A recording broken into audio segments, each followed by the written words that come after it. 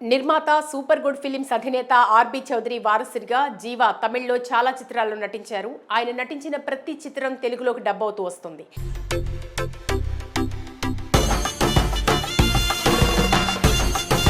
ఈ నేపథ్యంలో ఎన్ని చిత్రాల్లో నటించినా జీవా సరైన సక్సెస్ అందుకోలేకపోతున్నారు. ఈ నేపథ్యంలో హారర్ జానర్ చిత్రాలు మంచి హిట్ అవుతుండడంతో ఈ జానర్ని ఎంచుకుని ఆగత్య సినిమాల్లో నటించారు.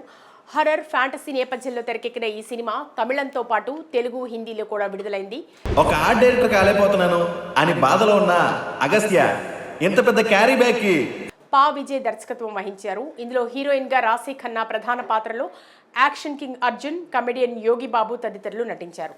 మాస్ట్రో ఇళయరాజా తనయుడు rocking music director Yuvan Shankar Raja సంగీతం సమకూర్చారు. మరి పాన్ ఇండియా లెవెల్లో ఈ మూవీ శుక్రవారం విడుదలవగా ఎలా ఉందో రివ్యూ ద్వారా చూద్దాం.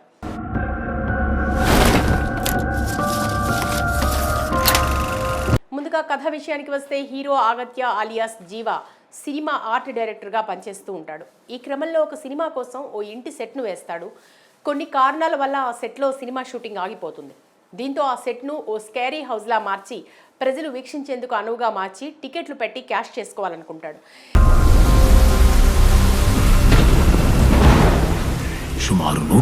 ఇదే క్రమంలో ఆ హౌస్ లో దయ్యాలు ఉన్నాయని గ్రహిస్తాడు.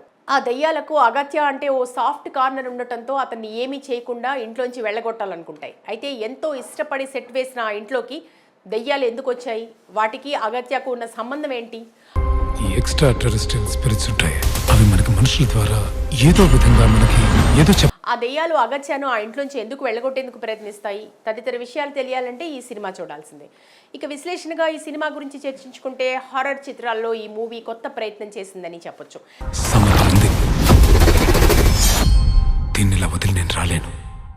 దర్శకుడు పా రంజిత్ ఈ మూవీని ఆంథ్రోపాలజీ విధానంలో చెప్పాలనుకున్నాడు. అనుకున్నట్లుగానే దాదాపుగా అదే స్క్రీన్ ప్లేతో సినిమాను నడిపించాడు.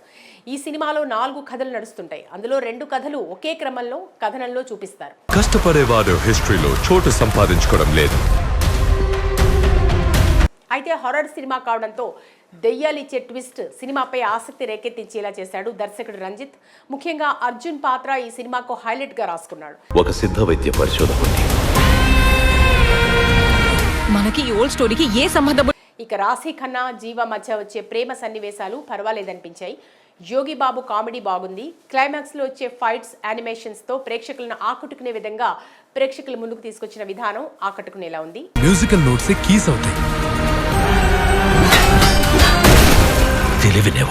అయితే ఈ సినిమా ప్రేక్షకులను భయపెట్టే విషయంలో కొంతవరకు సక్సెస్ అయినా ఫ్యాంటసీ ఎలిమెంట్స్ విషయంలో మాత్రం పూర్తిగా సంతృప్తి పరిచేలాగా ఉంది.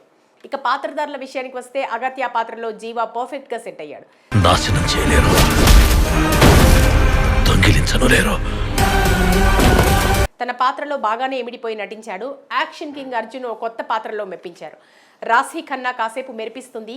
యోగి బాబు, బీటీ గణేష్ కాస్త నవ్వించారు. హీరో తల్లి పాత్రలో రోహిణి ఎప్పట్లాగే అమ్మ సెంటిమెంట్ పండించింది. మహిమగల మందు, మహోజ్వలమైన మందు. నెగటివ్ షేడ్స్ లో ఫారెన్ యాక్టర్ ఎడ్వర్డ్ సొన్నెబిక్ బాగానే మెప్పించాడు. మిగిలిన నటీనటులు వారి పాత్రలో పర్వాలేదనిపించారు. ఇక సాంకేతిక విషయాలు చూస్తే పా రంజిత్ దర్శకత్వం, రాసుకున్న కథా కథనాలు బాగా వర్కౌట్ అయ్యాయి. నేపథ్యానికి తగ్గట్టుగా చేసిన సెటప్, పీరియాడిక్ కట్టడాలు బాగున్నాయి.